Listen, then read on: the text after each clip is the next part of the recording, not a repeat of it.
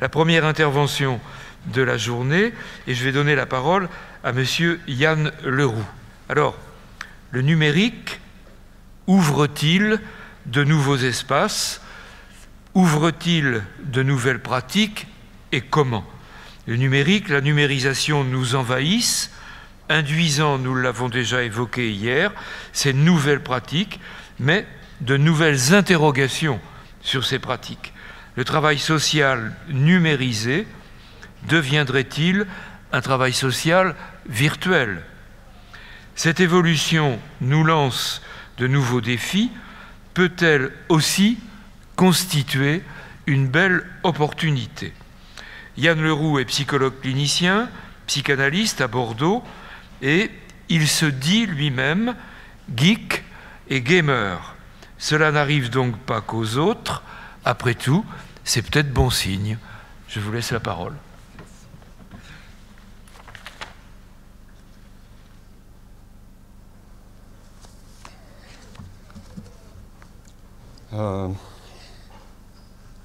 Bonjour, je suis très content, très heureux d'être ici à Toulouse pour vous parler de choses qui me passionnent depuis longtemps et puis pour les partager avec vous. Effectivement, j'ai plusieurs nationalités, je suis geek, gamer. En fait, geek, j'ai découvert ça sur le tard, mais j'ai longtemps joué aux jeux vidéo. Je suis devenu psychologue et puis j'ai continué à jouer aux jeux vidéo et à un moment donné, j'ai croisé les rayons, j'ai mélangé ma pratique aux jeux vidéo ou les jeux vidéo à ma pratique professionnelle. Je ne sais plus trop dans quel sens ça a été fait. Alors, je vais vous parler de plusieurs choses, d'abord des mondes numériques, de comment est-ce qu'ils ont émergé très rapidement. On va passer très vite sur l'adolescence parce que je pense que vous connaissez par cœur les définitions de l'adolescence, les problématiques, les dynamiques, etc. Et puis on va voir comment l'adolescence se mélange au monde numérique. Que font les adolescents avec ces mondes numériques? Et ça nous permettra d'explorer les difficultés qu'ils peuvent y rencontrer, mais aussi les opportunités pour leur développement. Et enfin, dans un dernier moment, on verra comment nous autres, les travailleurs sociaux, parce que je pense que les psychologues sont des travailleurs sociaux comme les autres, je nous imagine un peu comme des laboureurs, des paysans de la matière sociale. Eh bien, comment nous autres, travailleurs sociaux, est-ce qu'on peut utiliser ces espaces numériques, ces mondes numériques pour travailler. Alors les mondes numériques, ils ont émergé... ah oui, j'ai une zapette du coup, clac, clic, voilà. Franchement, dans ma banlieue de Dakar, il y a quelques années de cela, jamais j'aurais imaginé appuyer sur un bouton et qu'une image apparaisse. Il n'y avait même pas... La télécommande, c'était moi quoi, dans le salon. On me disait, va. On ne changeait même pas la chaîne, il y avait une chaîne de télévision au Sénégal. Bon, clic. Donc les mondes numériques ils ont émergé par des chemins qui sont très, très complexes et très hasardeux, qui mêlent les calculs des ordinateurs, le réseau numérique et puis des communautés qui se sont organisées pour donner naissance à ces mondes. Ils sont nés dans la seconde moitié du XXe siècle et ils ont été d'abord totalement textuels et ils se sont complexifiés petit à petit. Ils ont accepté les images et puis ensuite ils ont accepté les vidéos.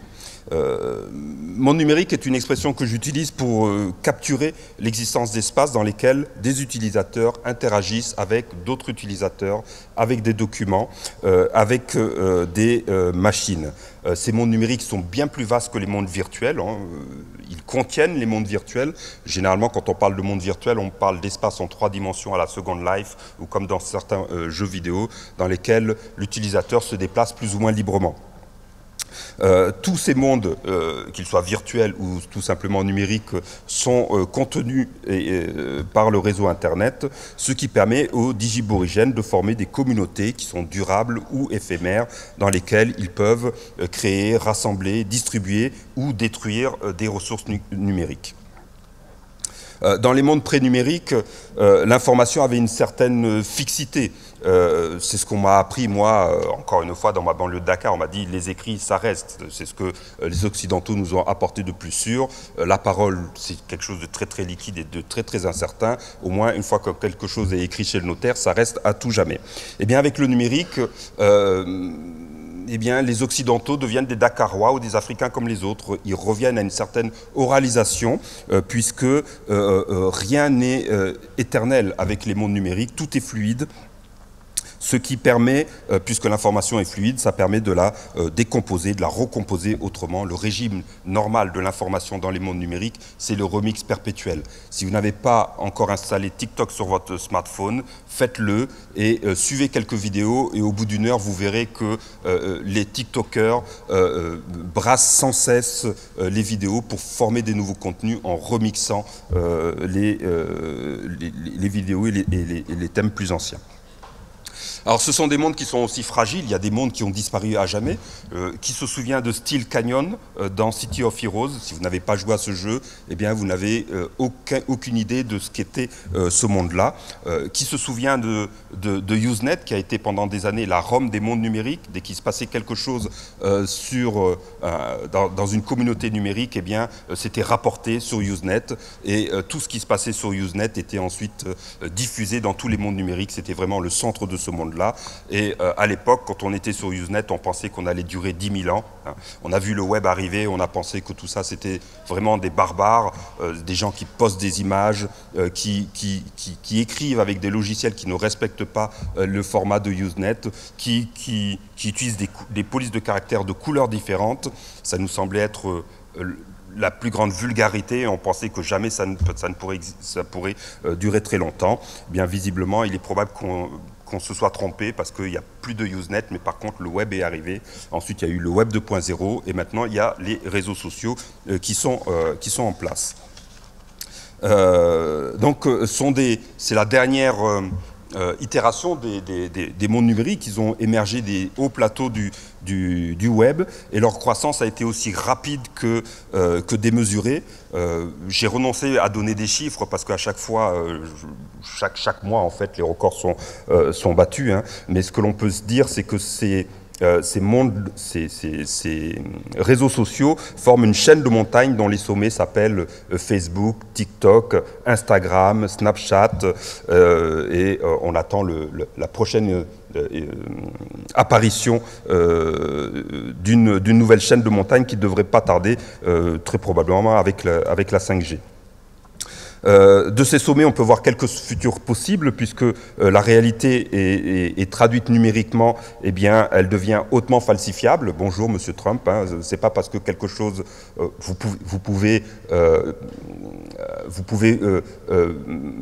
dire qu'une image n'est pas le réel ou que le réel n'est pas une image, puisque tout est modifiable, tout est transformable. Ce qui veut dire que le registre sous lequel on a vécu, qui était celui du XXe siècle, avec l'idée que la science était le progrès et qu'elle était l'ultime vérité, est remis en question. C'est pas que le numérique qui remet tout cela en question, mais ça fait partie des choses qui remettent en question la modernité et qui nous font rentrer dans une postmodernité.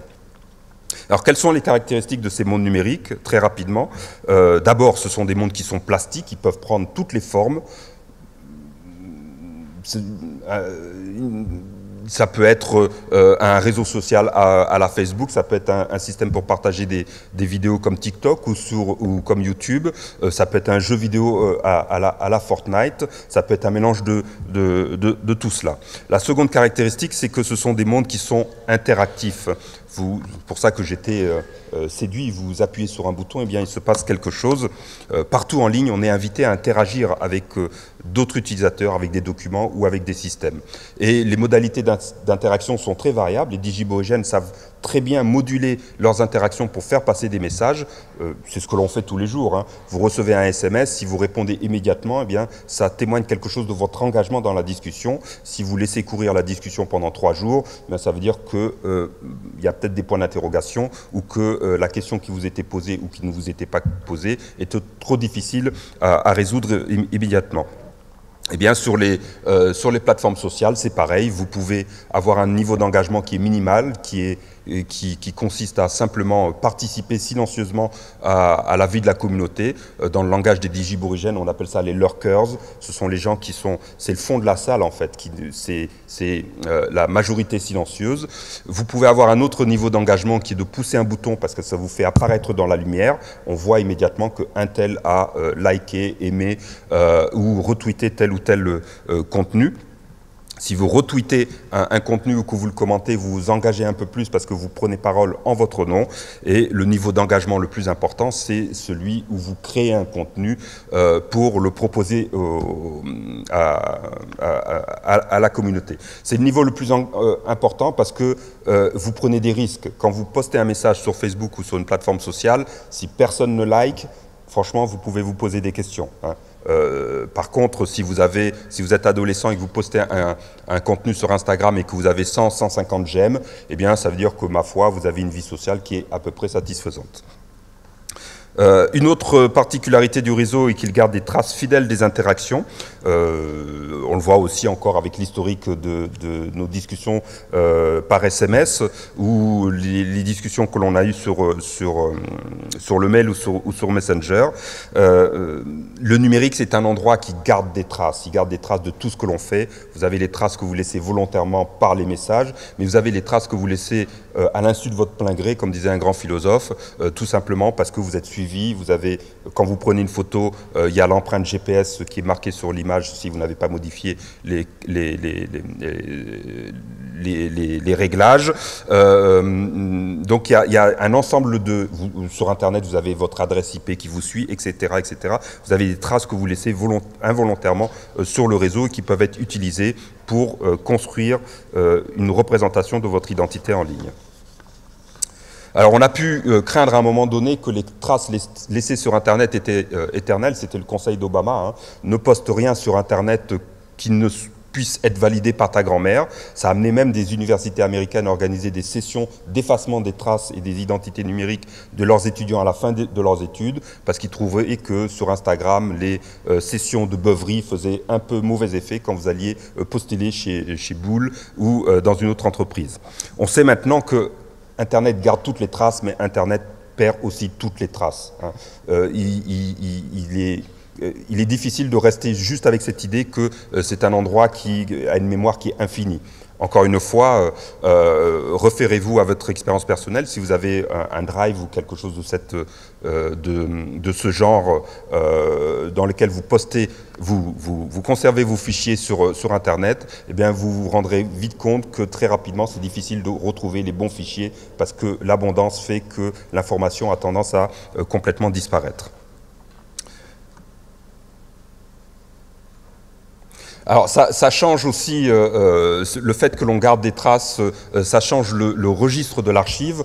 Pendant longtemps, de ce côté-ci de la planète, l'archive était garantie par les États. Je dis de ce côté de la planète parce que, encore une fois, du côté du Sénégal, l'archive c'était le griot, hein. Sur le réseau Internet, chacun est à soi-même son propre État et son propre archiviste.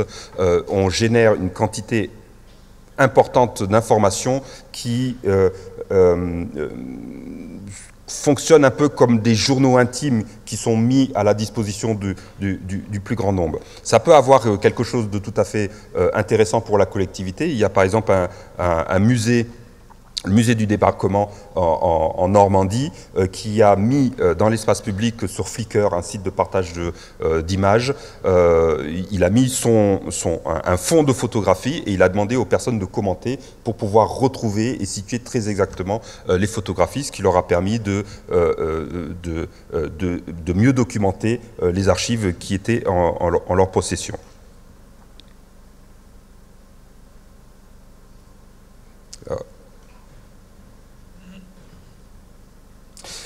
Alors, l'adolescence et les affordances numériques. L'adolescence, c'est un moment de transition, hein, très rapidement, qui se traduit par une crise importante, là encore une fois, de ce côté-ci de la planète, parce que je peux vous dire que pour avoir grandi à Dakar, on voit très bien que les adolescents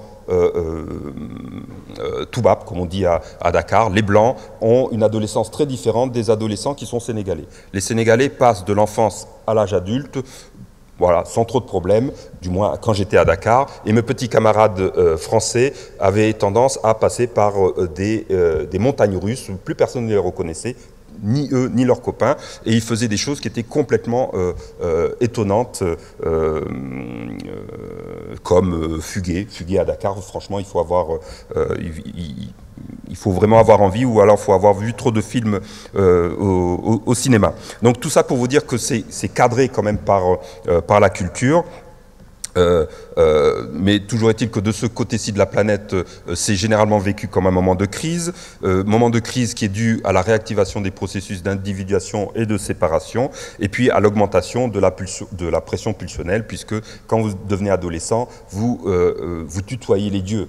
Pendant toute votre vie, seuls les adultes avaient le pouvoir de donner la vie et de donner la mort, et lorsque vous devenez adolescent, vous devenez aussi fort physiquement que vos parents, vous devenez capable de donner la vie, et vous devenez aussi puissant cognitivement, puisque vous arrivez à un niveau de fonctionnement cognitif qui est celui des adultes, avec la capacité de fonctionner de manière abstraite.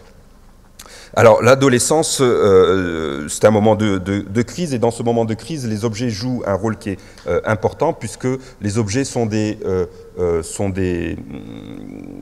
entités qui apportent un sentiment de continuité et de sécurité. Vous avez beau changer quand vous êtes adolescent, votre doudou reste toujours votre doudou. C'est le moment où on ressort le doudou. Vous avez beau changer, le bomber que vous mettez reste toujours le même bomber, et c'est le même que celui des copains, et donc ça donne un sentiment d'identité qui est tout à fait intéressant pendant cette période de vie. Les objets sont intéressants parce que ils permettent ils sont aussi des supports de la créativité de la vie adolescente. Et c'est le moment où les adolescents font des trucs et des machins avec les objets qu'ils ont à leur disposition. Ils bricolent. Et avec le monde numérique, les adolescents disposent de nouveaux objets. Ils ont toujours des objets tangibles et concrets pour pouvoir travailler leur identité, leur sentiment d'appartenance à des groupes, etc. Et ils ont aussi des objets qui sont intangibles, qui sont numériques, dans lesquels ils peuvent faire à peu près ce même travail. C'est pour ça que les adolescents veulent absolument jouer au même jeu que leur groupe social de référence. Si dans votre cours de récréation, tout le monde joue à Fortnite, vous n'allez pas jouer à Call of Duty. Si tout le monde a une PS4, eh bien, vous allez demander à avoir une PS4, etc., etc. Et si dans un jeu vidéo, tout le monde achète le skin Thanos, eh bien, vous aurez tendance à vouloir acheter le skin Thanos, parce que un des challenges de l'adolescence, c'est de se trouver une identité, donc d'être suffisamment différent de son groupe social et d'origine, sa famille, mais en maintenant une certaine continuité. Donc il faut être, comme dit Freud, pour introduire le narcissisme, être à soi-même sa propre fin, et puis être le maillon d'une chaîne. Eh bien, les objets numériques permettent de faire ce travail, même s'ils sont très différents des objets de la réalité. Vous ne vous couperez jamais avec un couteau numérique, vous ne vous blesserez pas avec une charge de C4 numérique, mais ce sont des objets qui restent tout à fait intéressants, parce que ils offrent des occasions de se montrer créatifs, ou tout simplement de partager des choses similaires, identiques avec les autres adolescents. Alors ce sont des objets qui sont très différents des objets matériels. Les objets matériels prennent du temps à être construits, produits, détruits. Les objets matériels peuvent être perdus, trouvés, ou volés. Ils sont accessibles par les sens. Un objet, ça peut être lourd, ça peut être léger, ça peut être rugueux, etc. Et puis ils peuvent être éloignés, rapprochés du corps. Et toutes ces caractéristiques peuvent être mises au service du travail de la subjectivation de l'adolescent. Avec les objets matériels, on a des choses qui sont complètement nouvelles. Vous pouvez créer instantanément quelque chose à partir de rien. Vous êtes dans votre traitement de texte, vous faites CTRL-N, vous avez une nouvelle page blanche.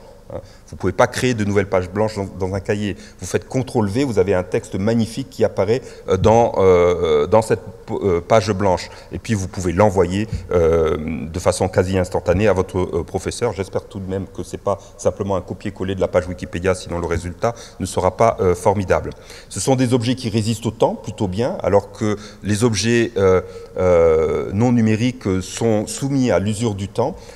Donc pour les adolescents qui souhaitent ou qui sont dans ce moment de construction où ils ont l'infinité devant eux, eh bien, les objets numériques qui résistent au temps leur offrent un miroir qui est tout à fait intéressant. Donc c'est vraiment bien d'avoir les deux, d'avoir des objets qui résistent au temps pour se vivre comme suffisamment immortel quand on est adolescent, et puis d'avoir des objets qui cassent, qui sont détruits, qui montrent que, ma foi, on peut vieillir, et des fois on peut même plutôt bien vieillir, et ce n'est pas un problème.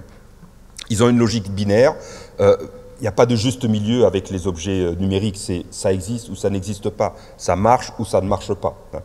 Alors qu'avec un objet qui est non numérique, eh bien, quelque chose peut marcher plus ou moins bien. La logique binaire, c'est quelque chose qui est en écho avec le fonctionnement adolescent qui a tendance à fonctionner de façon très clivée. Les choses sont tout à fait bonnes ou tout à fait mauvaises, existent ou n'existent pas. Et en fait, enfin, elle sollicite un émicore quand vous êtes sur votre table de travail avec un traitement de texte, vous utilisez la souris, et puis c'est à peu près tout, quoi, alors que lorsque vous travaillez avec un objet tangible, vous avez tendance à vous d'engager pleinement votre corps et la psychomotricité générale. Donc ce sont des objets qui sont, les objets numériques qui sont intéressants parce qu'ils sont en mi-chemin entre les objets matériels et puis les objets psychiques. Les objets psychiques qui sont comme les objets numériques qui peuvent être produits instantanément. Vous rêvez, vous êtes poursuivi par un ours sauvage, vous faites instantanément apparaître une arme et puis vous pouvez vous défendre. Ou alors vous vous envolez instantanément, vous donnez des pouvoirs, comme dans un jeu vidéo par exemple. Les objets psychiques peuvent résister très longtemps à la destruction, on le voit dans le cas des traumatismes, et puis les objets psychiques sont manipulés mentalement, un peu comme les objets numériques qui sont manipulés du bout des doigts, mais en fait on ne les touche jamais, on n'a jamais un accès direct à ces objets dans leur réalité. Donc ce sont des nouveaux moyens de subjectivation parce qu'ils vont marquer l'entrée dans l'adolescence. Souvent les adolescents, c'est autour de 10-11 ans que les enfants, les préadolescents commencent à avoir un smartphone ou commencent véritablement à s'intéresser au monde numérique. Ils sont des protecteurs, des témoins ou des complices des expériences subjectives. Quand vous êtes adolescent maintenant, dès que vous faites quelque chose, vous le filmez ou vous prenez une photo pour le partager avec d'autres ou pour le garder pour vous et pour pouvoir le revoir après coup et continuer d'assimiler cette expérience. Ce sont des objets qui vont être des porte-mémoire. Vous prenez une image pour vous rappeler ensuite ce que vous avez fait. Ça peut être aussi des porte-oubli. Vous promenez l'image justement pour ne pas la conserver à l'intérieur de votre espace psychique. Et puis ça peut être aussi des fétiches, des objets qui vont garantir magiquement ou une jouissance ou une identité. Alors, que font les digiborigènes dans les mondes numériques? J'ai mis la citation de Simone de Beauvoir, « On ne naît pas digiborigène, on le devient », que vous connaissez sans doute. Alors, il faut garder à l'esprit que les adolescents ne sont pas égaux en fait dans les mondes numériques. D'abord, ils investissent les mondes numériques par vagues en fonction de leur moment de développement dans l'adolescence, puisqu'on a remarqué que les plus enthousiastes, les gros fans, sont les très jeunes adolescents. Probablement parce que pouvoir maîtriser ces objets complexes que sont les jeux vidéo ou les réseaux sociaux, c'est vraiment quelque chose de très, très intéressant pour quelqu'un qui a 10-11 ans. C'est vraiment s'emparer des objets qui sont vécus, fantasmés comme des objets appartenant au monde adulte. Donc à 10-11 ans, on a des utilisateurs qui sont très intensifs de ces mondes. Ils sont aussi des utilisateurs intensifs parce que ce sont des mondes qui sont difficiles à maîtriser.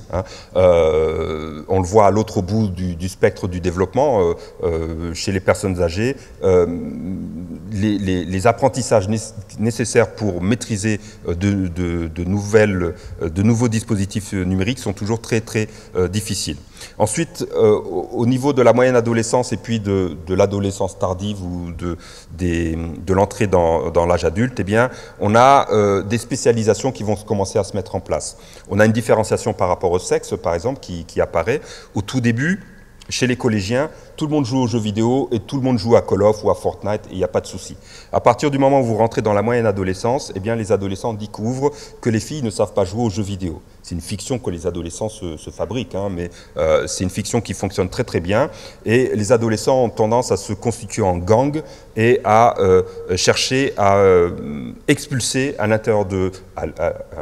l'extérieur de leur groupe tout ce qui est de l'ordre du féminin. Et ils le font vraiment sans gants, ils le font parfois même avec beaucoup de violence. Ce qui fait que les filles ont tendance à réagir en investissant les mondes numériques de façon un peu différente, où elles continuent à jouer aux jeux vidéo mais masquées.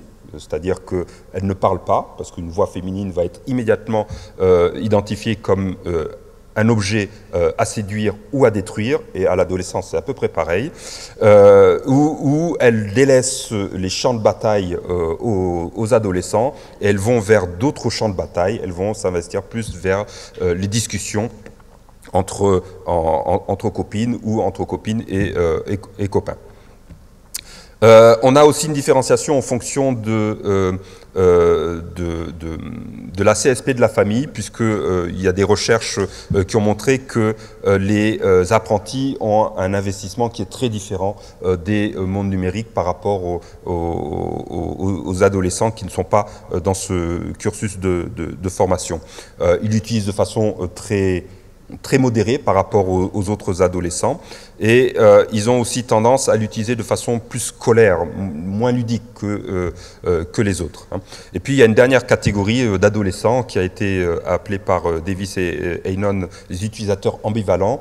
Ce sont les adolescents qui disent que les mondes numériques, tout ça c'est Big Brother ou Little Brother, et qu'ils n'en veulent pas. Ils résistent parce que c'est ou une émanation du patriarcat ou du capitalisme. En fait c'est quelque chose qui n'est pas bien, et ils veulent absolument pas s'en saisir.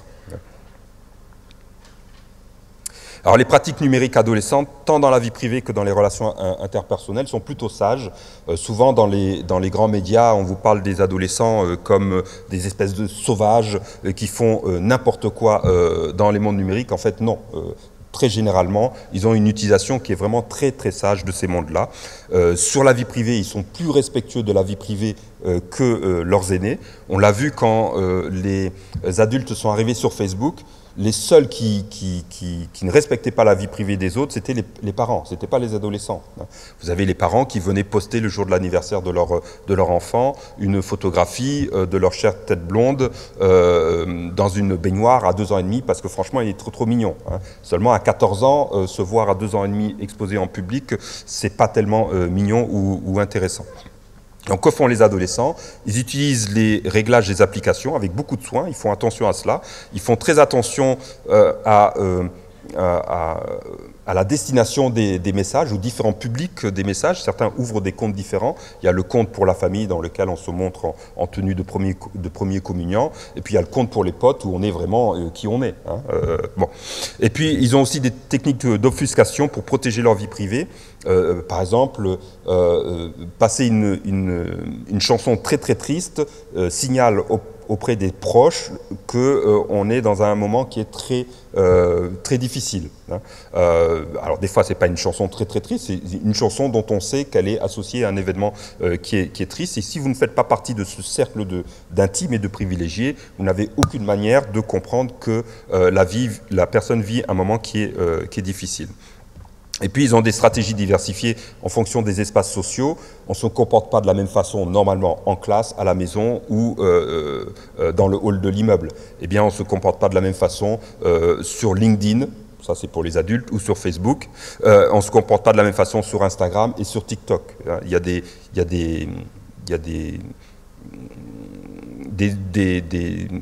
façons de faire et des façons d'être qui sont tout à fait différentes. Et en ce qui concerne les relations interpersonnelles, on a longtemps cru que les adolescents allaient profiter du réseau pour s'étendre démesurément et allaient avoir des amis jusqu'en Chine ou en Australie. En fait, pas du tout. Ils ont les mêmes potes qu'au collège ou qu'au lycée, et ça leur suffit amplement, et ça fait suffisamment de problèmes à résoudre. D'une façon générale, le réseau social numérique se superpose au réseau social qui est non numérique, entre guillemets. Et enfin, l'utilisation d'avatars ou de pseudos permet aux adolescents d'engager différentes facettes de leur identité. Là encore, on a longtemps cru que les adolescents pouvaient utiliser des identités qui étaient complètement différentes d'eux-mêmes. En fait, non. Ils vont si l'identité était une ville, ils vont dans la banlieue pour explorer des nouvelles façons d'être, mais ils ne deviennent pas complètement étrangers à eux-mêmes. Je l'ai mis 2 fois, tellement je l'ai aimé. Bon. Alors, ça n'empêche pas qu'il y a des pratiques adolescentes qui sont problématiques, et pour les travailleurs sociaux, c'est intéressant d'avoir une vision à peu près claire sur ce qui peut poser problème. Alors, premier problème, le harcèlement en ligne, qui est défini comme des actions agressives répétées envers une personne ou un groupe de personnes à l'aide d'un média électronique ou numérique. Alors, j'ai mis média électronique parce que c'est la définition de Tukiyanaga en XXX. Ça aussi, il va falloir que je le corrige, parce qu'à l'époque, on parlait encore de médias électroniques. Mais voilà, en fait, ce sont tous les médias de communication qu'on peut avoir. La prévalence est quand même assez importante, hein, puisqu'elle est estimée entre 20 et 40% selon les études. Il ne semble pas que l'âge et le genre soient des facteurs prédictifs. On a pensé que certaines populations étaient plus à risque, mais maintenant, on pense que ce n'est pas tout à fait le cas. On pensait par exemple que les personnes qui se définissaient comme homosexuels étaient plus à risque d'être harcelés en ligne, où on s'est trompé, où les choses ont changé. En tout cas, dans les dernières publications, ce n'est plus le cas. Les conséquences peuvent être graves, hein, puisque ça part du retrait scolaire à la phobie scolaire, la baisse des résultats scolaires. Donc il y a beaucoup de résultats sur l'école, mais c'est aussi normal, parce qu'on sait que quand il y a un harcèlement en ligne, il y a aussi un harcèlement qui est dans l'établissement scolaire. Il n'y a jamais quelqu'un qui est harcelé en ligne uniquement, hein. Le harcèlement, il vient du réseau social réel, pas distant de la personne. Et puis il y a des problèmes psychosociaux et affectifs, et ça peut aller jusqu'aux tentatives de suicide. Donc il y a vraiment des conséquences qui sont très problématiques. On sait aussi qu'il y a un mouvement de bascule, c'est-à-dire que les personnes qui sont harcelées peuvent devenir des harceleurs, et les harceleurs peuvent devenir harcelés à leur tour. C'est vraiment des mouvements de foule qui sont très fluides et qui peuvent basculer à n'importe quel moment. Second problème, la pornographie, puisqu'on constate que la majorité des adolescents a vu un film pornographique. L'expérience est jugée préparée par les adolescents pour un peu plus de la moitié d'entre eux. Dans les études, ce que l'on note, c'est que plus l'on va vers l'adolescence tardive, les vieux adolescents, ceux qui ont vers 18 ans, eh bien, plus le taux de contact avec un film pornographique est important. À 18 ans, les adolescents questionnés affirment à 95% qu'ils ont déjà vu un film pornographique.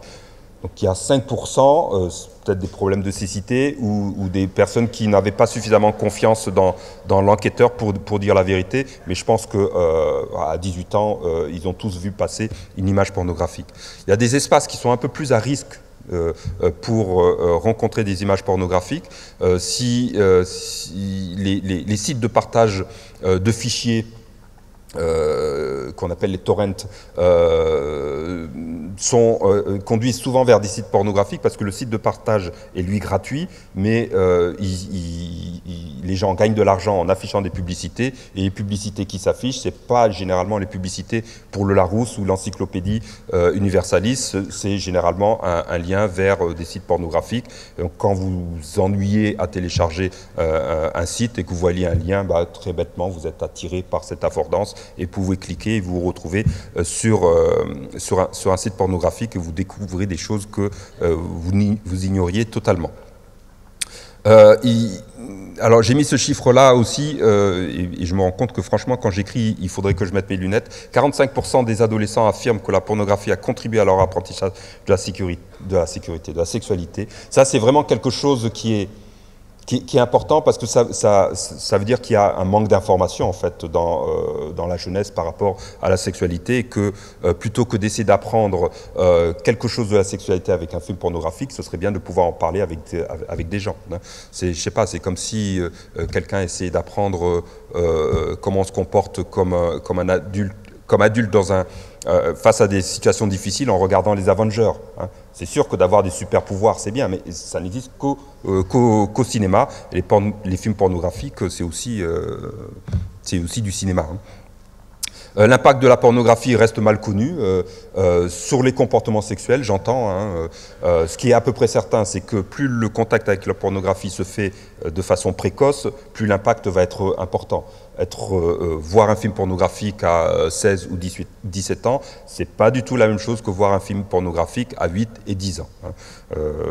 Là, pour le coup, il y a vraiment des représentations et des relations d'objets qui sont mises à mal lorsque la personne qui regarde le film pornographique est trop jeune. Prostitution, ça c'est quelque chose qui est apparu très récemment. On a constaté que le numérique facilite la prostitution en initiant les mineurs à des comportements qui sont prostitutionnels ou prostitutionnels. C'est-à-dire qu'en fait, c'est du moins l'avis de cet auteur-là, pour certains adolescents, ça met le pied à l'étrier de la prostitution. C'est pas le seul facteur. L'autre facteur, c'est que on a vraiment un nouveau genre de proxénètes qui travaillent uniquement sur le réseau Internet, et pour eux, ça leur est beaucoup plus facile de recruter des jeunes filles et de les mettre non pas dans les rues, mais dans les rues numériques, avec des effets qui sont tout aussi problématiques pour les jeunes filles.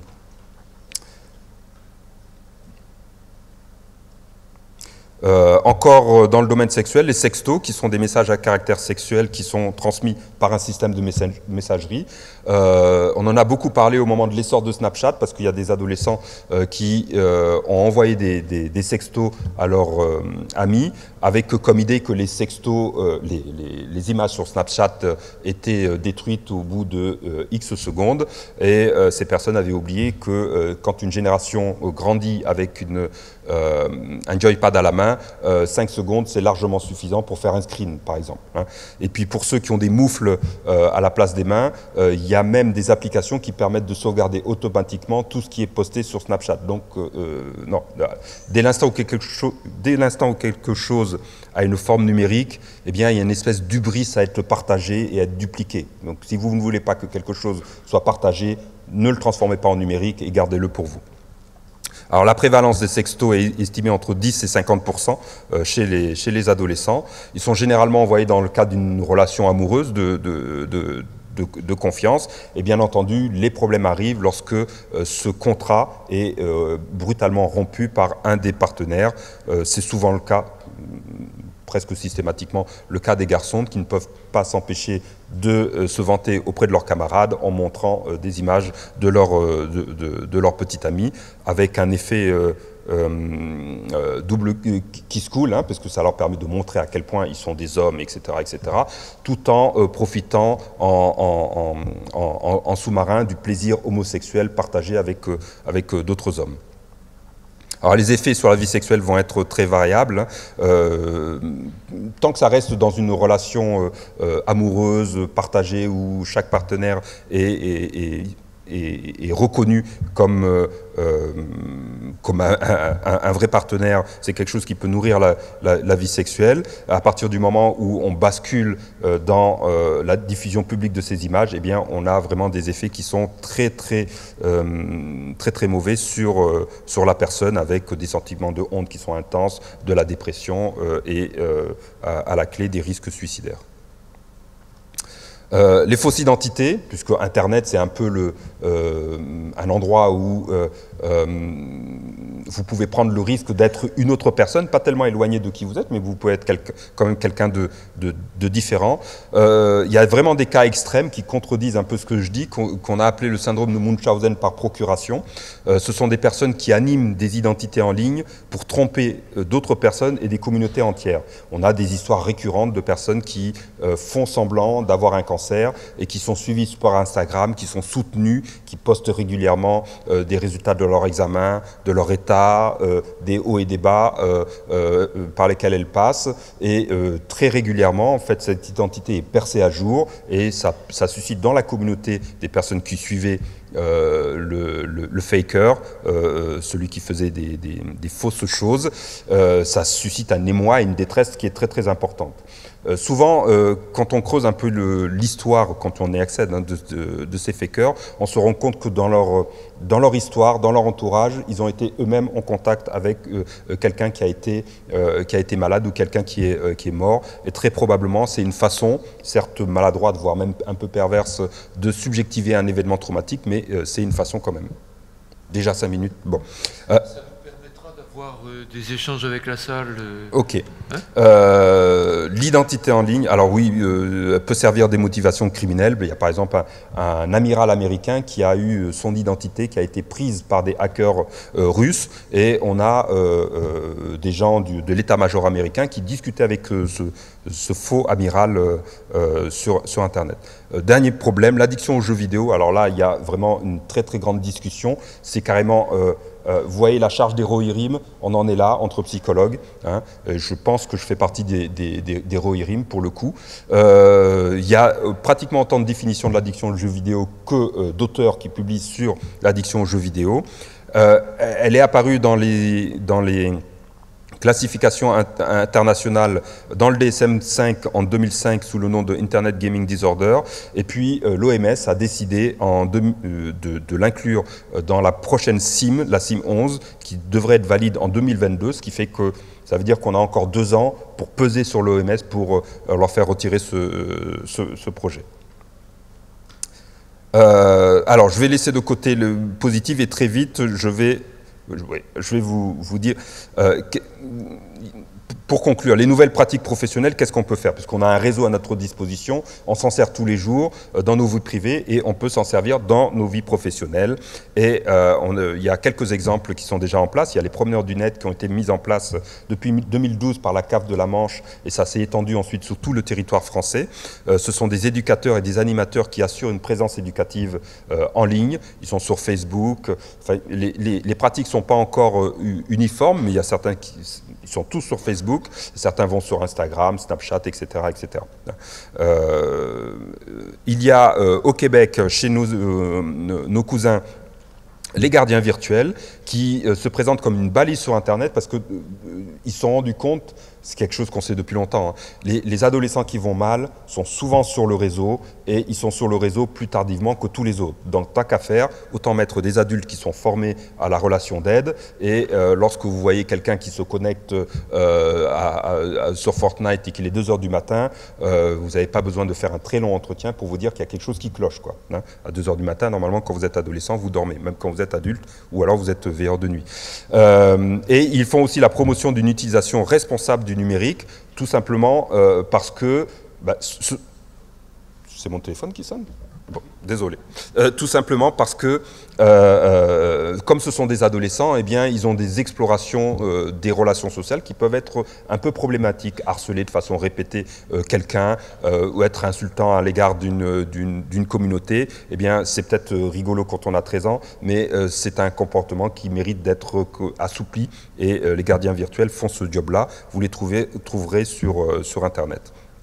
Et puis, on a les interventions médiatisées par le numérique. On peut faire une quantité de choses avec le numérique. On peut créer ou maintenir des liens. On peut faire des psychothérapies en ligne. On peut faire du travail éducatif en ligne, à distance. On l'a vu avec la vague du coronavirus. Mais on peut aussi mixer les régimes de la réalité et puis du distanciel. Il est très possible de faire des groupes Insta ou des groupes Snapchat dans des IME, dans des IM Pro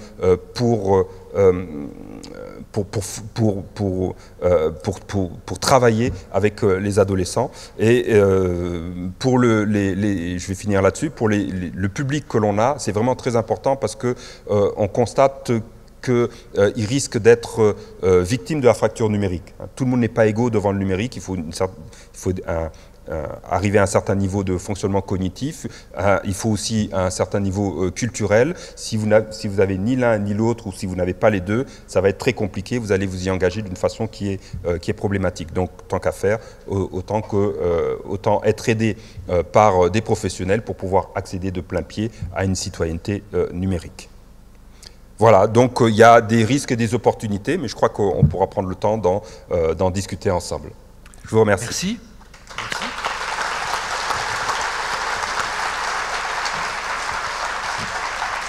Alors, merci. Les questions sont déjà nombreuses. Il y en a 7 qui sont arrivées par SMS. On va donc, comme hier, les projeter sur l'écran pour que tout le monde puisse en prendre connaissance. Première question. Avez-vous vu le documentaire « Derrière nos écrans de fumée » ? Si oui, que pensez-vous du propos du film en tant que psychologue ? Il marche le micro ? Oui. Oui. Ah. Bah, je crois que c'est un documentaire qui est vraiment à charge et pour moi un bon documentaire est un documentaire qui est argumenté. Donc il aurait fallu au minimum mettre d'autres voix qui présentent les mondes numériques ou les écrans d'une façon différente. Elles sont vraiment nombreuses, hein, il n'y a pas besoin de creuser beaucoup. Dans le monde anglo-saxon, il y a toute une génération de jeunes chercheurs qui a émergé ces 5 dernières années. Ils ont fait des publications qui sont tout à fait remarquables, qui montrent que les craintes que l'on a vis-à-vis des écrans sont tout à fait mal posées. Déjà parler des écrans, c'est mal poser le problème. De quel écran est-ce qu'on parle? Est-ce qu'on parle d'un écran de télévision? Les adolescents ne l'utilisent même plus. Ils commencent à ne plus savoir ce qu'est un écran de télévision. Est-ce qu'on parle d'un smartphone? Est-ce qu'on parle d'un PC, etc., etc. Donc voilà, le propos de personnes qui se présentent comme des repentis, il y a tout un champ sémantique qu'il faudrait revoir, quoi. Repentis, ça voudrait dire qu'ils étaient dans la mafia, qu'ils ont eu des actions criminelles. En fait, non, on est vraiment loin de ça, quoi. Donc je pense que c'est exagéré, que ça fait partie des choses qui contribuent à nourrir une panique morale contre les écrans, entre guillemets, contre laquelle je me bats depuis maintenant pas mal de temps. Ok. Deuxième question, merci. N'est-il pas paradoxal de parler de vie sociale dans le monde superficiel des réseaux sociaux? Bien non. Alors, superficiel? Oui, oui. C'est Paul Valéry qui, je crois, disait le plus profond dans l'homme, c'est la peau. Donc le superficiel, le profond, l'écorce, le noyau, tout ça, ça peut franchement être discuté, rediscuté. Il y a 2 types de relations en ligne. Vous avez des relations qui sont effectivement superficielles. Lorsque vous jouez à Fortnite ou à Clash Royale, vous jouez avec d'autres personnes, mais ça n'a aucune importance pour vous de savoir qu'il est à Shanghai ou qu'il est dans la Corrèze, hein, qu'il s'appelle Paul ou que sais-je. Donc là, vous avez juste besoin d'un partenaire le temps de la partie et le reste ne vous intéresse pas. Et puis vous avez d'autres types de relations qui sont vraiment très très profondes. On peut même mettre un petit A et un petit B. Petit A, vous avez des relations avec des personnes en ligne que vous connaissez déjà hors ligne. Ce qui fait que vous servez du réseau pour prolonger les interactions que vous avez eues avec cette personne dans le passé ou pour préparer les interactions futures. Quand est-ce qu'on va au cinéma ou le film qu'on a vu, franchement, c'était trop super. Voilà. Et puis, vous avez des interactions en ligne qui sont juste le fait de personnes qui ne se connaissent pas, en fait, qui apprennent à se connaître en ligne. Et ces interactions sont souvent très... elles sont très profondes parce qu'elles se font d'objet psychique à objet psychique. Vous n'avez plus l'obstacle ou l'appui du corps de l'autre pour vous créer des représentations. Vous avez juste les mots qu'il écrit, le rythme auquel il écrit, le rythme des réponses, et tout le reste, c'est quelque chose que vous imaginez, et vous devez faire un lent travail de décontamination ou de tamisage de vos représentations pour accéder à l'autre dans sa réalité. On a le même investissement qu'on avait dans les passions épistolaires au XVIIIe siècle. On a des gens qui tombent profondément amoureux d'autres personnes sur Internet en échangeant juste quelques mots. Allez, on poursuit. Troisième. Est-il possible, selon vous, d'intervenir en tant que travailleur social dans le milieu du jeu vidéo? Si oui, par quels moyens? Merci pour la Horde. Oui. Ne pensez-vous pas que la compétition amène une nouvelle ère dans le milieu du jeu vidéo? Merci, toujours pour la Horde. Ah, pour la Horde, oui, pour la Horde. Alors c'est un clin d'œil parce que dans le jeu World of Warcraft, il y a deux camps. Il y a l'Alliance, c'est les méchants, c'est les gens qui détruisent tout, en fait, voilà. Et puis il y a la Horde. On pourrait même je vous dis ça parce que c'est pour vous montrer qu'un jeu vidéo n'est pas qu'un jeu vidéo. Il y a un discours il y a un discours qui l'accompagne et souvent il est très contrôlé par les éditeurs de jeux. Là, entre l'Alliance et la Horde, très clairement, c'est des histoires entre l'Occident et les peuples indigènes. Hein. Il y a vraiment ce parallèle qui peut être fait et puis on pourrait le poursuivre pendant longtemps. Alors, est-ce qu'il est possible qu'en travailleurs sociaux de travailler dans le milieu des jeux vidéo? Dans le milieu des jeux vidéo, très probablement.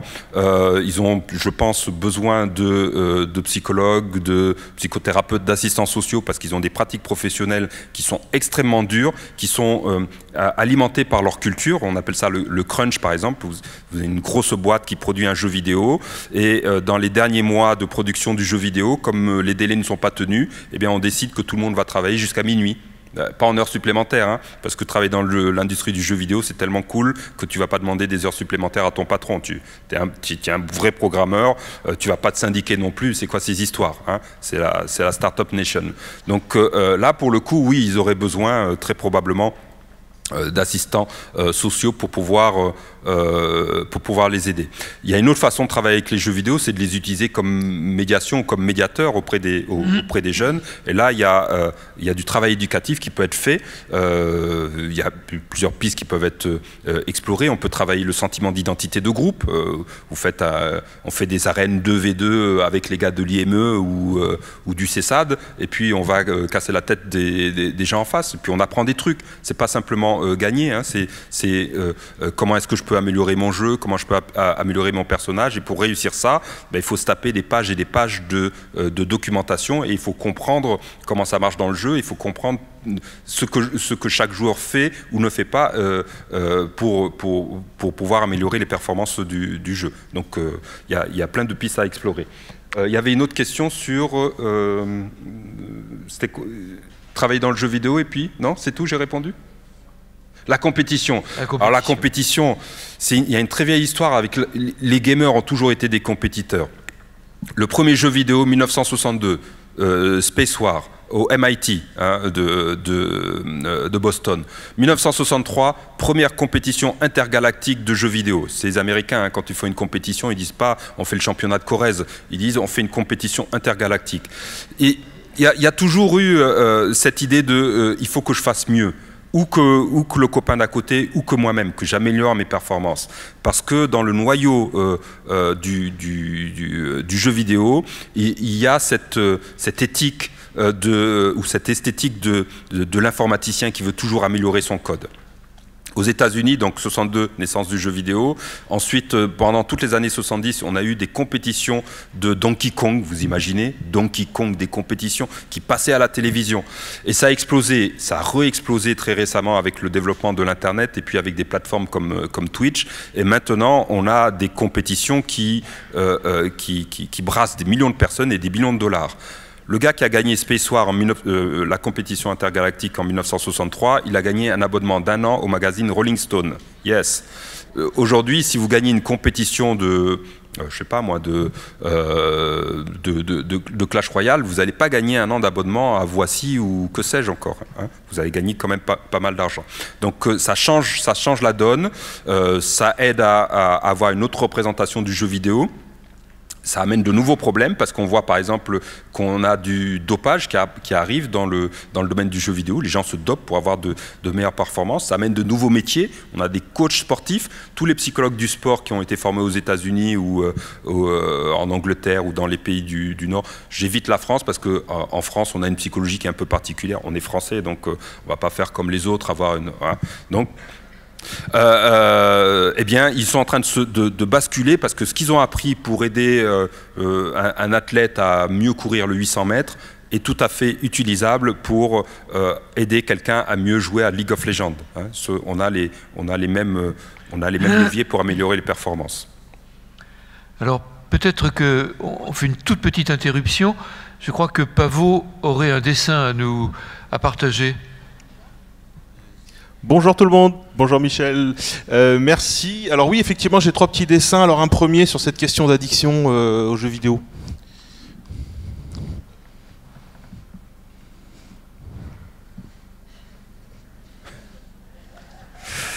Alors, c'est presque ça. C'est presque ça, sauf que à l'origine, l'addiction aux jeux vidéo a été copié-collé à partir de l'addiction aux jeux d'argent. Donc avant, c'était, mon Dieu, avant les gars étaient au casino, maintenant ils sont devant les jeux vidéo.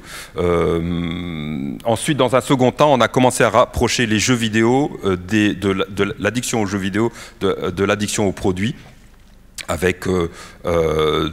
dans les deux cas, y a un péché originel, quoi. C'est pas parce que vous prenez c'est pas parce que quelque chose ressemble à autre chose que c'est la même chose. Hein. Là, il y a un souci. Allez, on Alors enchaîne. après, j'ai un autre truc sur sur les mondes numériques dans lesquels vont se réfugier nos enfants.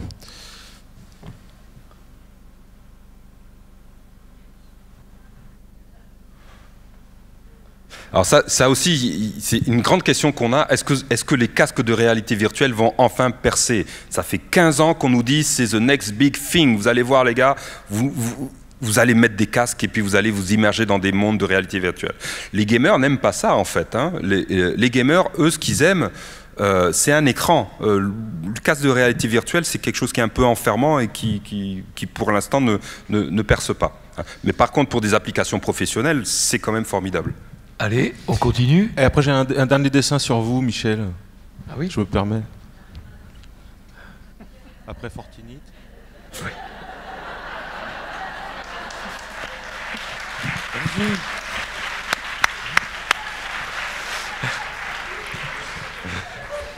Je te dis pas ce que vont dire mes petits-enfants. Merci, à tout à l'heure. Il nous reste 3 minutes, vraiment pas plus. Il faudrait donc qu'on prenne encore pardon, une question, par exemple, 2 si c'est possible, mais 3 minutes, pas plus. Quand vous dites que dans la cour du collège, tout le monde joue à Call of, normal, que faites-vous des préconisations d'âge sur les boîtes de jeux? Pour rappel, Call of Duty égale déconseillé au moins de 18 ans. Oui. Alors, il y a les préconisations, ce qui donne un guide, mais pour moi, le meilleur PEGI, c'est les parents. C'est les parents qui donnent le la, qui donnent l'alpha et l'oméga. Si des parents décident qu'avant 18 ans, leur enfant ne doit pas jouer à Call of, eh bien, pour moi, fine, ça me va. Allez, une dernière. À moins qu'on ait terminé. Je ne crois pas, pourtant. Voilà. Vous faites le constat de beaucoup de risques ou de dangers, harcèlement, revenge porn, prostitution. Oui. Comment devons-nous faire en tant que travailleurs sociaux pour les prévenir, les accompagner? Merci. Bah, l'information et l'information. Voilà. Donner l'information la plus précise, la plus ouverte et la moins moralisatrice possible, parce que les adolescents détestent la moraline, ça leur donne de l'acné, mais si on leur expose clairement, d'ailleurs c'est pas les seuls, hein, si on leur expose clairement les choses, franchement je crois que ça aide. Et puis on n'empêchera pas tous les problèmes, après il y a à traiter avec le plus de tact possible les problèmes quand ils arrivent, accompagner l'adolescent et les familles, parce que des fois il y a un système de double peine, c'est-à-dire que l'adolescent est déjà empêtré dans son problème de sexto qui a été diffusé dans tout le collège, et il prend une seconde vague de culpabilité de la part des parents qui disent mais franchement t'aurais mieux fait de ne pas le faire. Voilà. Donc il faut aider les parents à ne pas culpabiliser leur propre enfant. 1 minute, il en reste une question, je pense. Que pensez-vous de l'utilisation de Yubo par les ados, défini comme étant le Tinder des ados?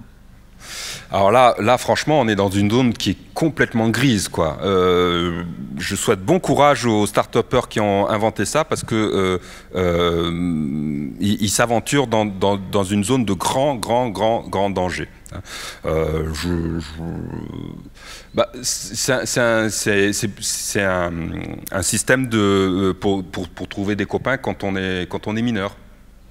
Parce qu'il y en a, ils savent pas ce que c'est Tinder. Oh, mais je n'en reviens pas.